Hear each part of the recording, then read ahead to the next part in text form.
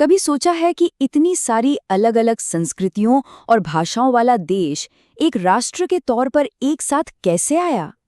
आज हम भारत के बनने की उसी दिलचस्प कहानी में उतरेंगे जो आज़ादी के लिए एक साथ लड़ी गई लड़ाई की आग में बनी थी। हमारा ये सफ़र पहले वर्ल्ड वॉर के बाद जो विद्रोह की पहली चिंगारियां उठी वहां से शुरू होगा। फिर हम देखेंगे कि कैसे असहयोग यानी नॉन कोऑपरेशन के एक बहुत बड़े एक्सपेरिमेंट ने लोगों को जोड़ने की कोशिश की, जो हमें नमक के लिए एक ऐतिहासिक मार्च तक ले जाएगा। हम उस आंदोलन के अंदर चल रहे मतभेदों को भी समझेंगे और आखिर में उन शक्तिशाली प्रतीकों को जानेंगे जिनसे एक साझा भारतीय पहचान बनी। जरा सोचिए, करोड़ों लोग, जिनकी भाषाएं, जिनकी संस्कृतियां, जिनके धर्म, सब कुछ अलग है। आप इन सबको एक आइडिया, जिसे राष्ट्र कहते हैं, उसके लिए लड़ने को तैयार कैसे करेंगे? 20वीं सदी की शुरुआत में भारत की आज़ादी के आंदोलन के सामने यही सबसे बड़ा, सबसे मुश्किल सवाल था। तो वो कौन सी चिंगारी थी जिसने इस आग को हवा दी? चलिए देखते हैं कि कैसे फर्स्ट वर्ल्ड वॉर के बाद के हालात ने एक देशव्यापी आंदोलन के लिए बिल्कुल सही माहौल तैयार कर दिया था। देखिए, लड़ाई खत्म हुई, लेकिन आम लोगों की मुश्किलें दोगुनी हो गईं। ब्रिटिश नीतियों की वजह से टैक्स डबल हो गए, जिससे खाने की किल्लत होने लगी। और मानो इतना काफी नहीं था कि एक भयानक इन्फ्लुएंजा महामारी ने पूरे देश में तबाही मचा दी। लोगों के मन में एक निराशा और गुस्सा भरता जा रहा था। और इसी निराशा भरे माहौल में 1915 में महात्मा गांधी भारत वापस आए। और वो अपने साथ नाइंसाफी से लड़ने का एक बिल्कुल नया, एक क्रांतिकारी तरीका लेकर आए थे, सत्याग्रह। ये सिर्फ चुपचाप बैठकर विरोध करना नहीं था, बल्कि ये सच और अहिंसा की ताकत पर आधारित एक एक्टिव, एक नैतिक लड़ाई थी। गांधी जी ने आते ही कोई पूरे देश में आंदोलन शुरू नहीं कर दिया। नहीं, उन्होंने पहले अपने सत्याग्रह के तरीके को छोटे छोटे लोकल झगड़ों में आजमाया, जैसे चंपारण और खेड़ा में किसानों के हक के लिए लड़ना। ये जो शुरुआती जीतें थी ये बहुत जरूरी थी। इनसे ये साबित हुआ कि बिना हिंसा के भी लड़ाई जीती जा सकती है, और इसने एक बहुत बड़े आंदोलन के लिए माहौल बना दिया।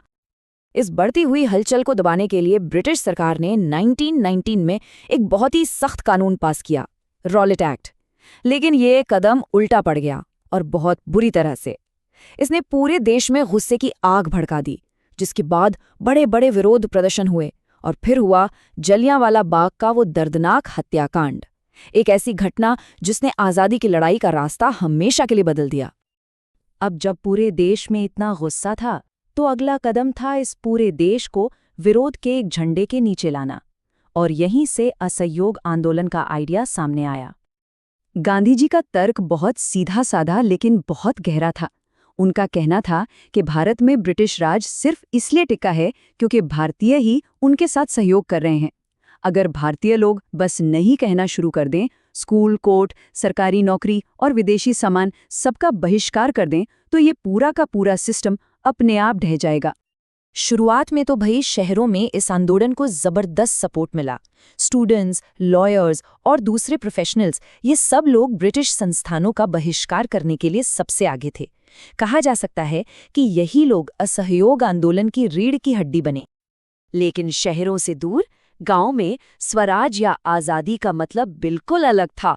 वहां किसानों के लिए स्वराज का मतलब था अत्याचारी जमींदारों और बहुत ज्यादा लगान से आज़ादी। वो एक ऐसी आज़ादी चाहते थे जो उनकी रोज की जिंदगी की मुश्किलों को दूर करे। और अगर चाय के बागानों में काम करने वाले मजदूरों से पूछें, तो उनके लिए आज़ादी का मतलब था बस उन बागानों को छोड़कर अपने गांव वापस जा पाना। ये हमें बहुत बड़ी बात याद दिलाता है कि आज़ादी का आइडिया हर किसी के लिए बहुत अलग था, भले ही वो सब एक ही झंडे के नीचे लड़ रहे थे। अपनी शुरुआती कामयाबी के बाद भी असहयोग आंदोलन के सामने कई मुश्किलें खड़ी हो गई। खादी का कपड़ा गरीबों के लिए बहुत महंगा था, और जो स्टूडेंट्स और प्रोफेशनल्स नौकरी पढ़ाई छोड़ रहे थे, उनके लिए कोई दूसरा भारतीय संस्थान था ही नहीं। लेकिन सबसे बड़ा झटका तब लगा जब चौरी चौरा में आंदोलन हिंसक हो गया। गांधी जी के लिए अहिंसा का सिद्धांत सबसे ऊपर था, इसलिए उन्होंने आंदोलन वापस ले लिया। असहयोग आंदोलन के रुकने के बाद कुछ साल तक एक तरह की शांति रही, लेकिन फिर एक ऐसी घटना हुई जिसने पूरी दुनिया का ध्यान खींचा। और जो विरोध का एक ऐसा प्रतीक बनी जिसे आज भी याद किया जाता है, नमक मार्च। 1930 में गांधी जी ने एक बहुत बड़ा कदम उठाया। उन्होंने उस वक्त के ब्रिटिश वाइसरॉय लॉर्ड इरविन को एक खत भेजा। ये कोई आम खत नहीं था, ये एक अल्टीमेटम था। इसमें 11 मांगें थीं जो भारतीय समाज के हर तबके से जुड़ी हुई थीं। लेकिन उन 11 मांगों में से एक मांग बिल्कुल अलग थी, नमक पर लगे टैक्स को हटाने की मांग। ये एक जीनियस मूव था, क्योंकि नमक एक ऐसी चीज थी जिसे अमीर से लेकर गरीब तक हर कोई इस्तेमाल करता था। ये हर एक भारतीय को एक आम दमनकारी कानून के खिलाफ एकजुट करने का सबसे अच्छा तरीका था। और बस यहीं से मशहूर नमक मार्च की शुरुआत हुई। जरा सोचकर देखिए, गांधी जी और उनके साथी 24 दिनों तक 240 मील पैदल चलकर समुद्र तक पहुंचे, और जब वे दांडी पहुंचे तो उन्होंने समुद्र का पानी उबालकर गैर कानूनी तरीके से नमक बनाया। ये ब्रिटिश शासन की सीधी सीधी अवहेलना का एक सरल लेकिन बहुत शक्तिशाली तरीका था। यहीं से सविनय अवज्ञा आंदोलन का आगाज हुआ। नमक मार्च ने यकीनन बहुत से भारतीयों को एक साथ ला दिया, लेकिन इसी एकता ने भारतीय समाज के अंदर की गहरी दरारों को भी सामने ला दिया। आज़ादी की ये लड़ाई हमेशा सबको जोड़ने वाली ताकत नहीं थी, इसने कुछ मतभेदों को भी उभारा। सबसे बड़े वैचारिक मतभेदों में से एक गांधी जी और डॉक्टर भीमराव अंबेडकर के बीच था। अंबेडकर का मानना था कि दलित समुदाय को राजनीतिक रूप से मजबूत करने के लिए अलग चुनावी सीटों की जरूरत है, लेकिन गांधी जी को डर था कि ऐसा करने से वो समाज की मुख्य धारा से कट जाएंगे और समाज हमेशा के लिए बंट जाएगा। इस टकराव का हल 1932 में पूना पैक्ट से निकला। ये एक समझौता था जिसमें दलित वर्गों को विधान परिषदों में आरक्षित सीटें तो मिली, लेकिन उन्हें चुनने का अधिकार आम मतदाताओं को दिया गया। इसने उस वक्त के टकराव को तो सुलझा दिया, लेकिन राजनीतिक प्रतिनिधित्व की ये बहस आने वाले दशकों तक चलती रही और इसने आज़ाद भारत के भविष्य को एक नया आकार दिया। तो हमने देखा कि राजनीतिक एकता बनाना कितना मुश्किल काम था। अब सवाल ये उठता है कि अगर भारतीय इतने सारे मुद्दों पर बटे हुए थे, तो फिर उनमें ये अपनेपन की, हम सब एक हैं वाली भावना आई कहाँ से? इसका जवाब राजनीति में उतना नहीं मिलता जितना संस्कृति में मिलता है। राष्ट्रवाद की भावना को, इतिहास को एक नए नज़रिए से देखकर, लोक कथाओं और गीतों को फिर से जिंदा करके और ऐसे शक्तिशाली प्रतीक बनाकर जगाया गया जो लोगों की कल्पना को पकड़ सके और उन्हें एक साझा विरासत और एक साझा भविष्य का एहसास दिला सके। भारत माता की वो शक्तिशाली छवि और चरखे वाला स्वराज ध्वज, ये सिर्फ तस्वीरें या झंडे नहीं थे, ये वो प्रतीक थे जो एक एकजुट आज़ाद देश के विचार को मजबूत करते थे। ये लोगों को बार बार याद दिलाते थे कि वे सब एक ही मकसद के लिए लड़ रहे हैं।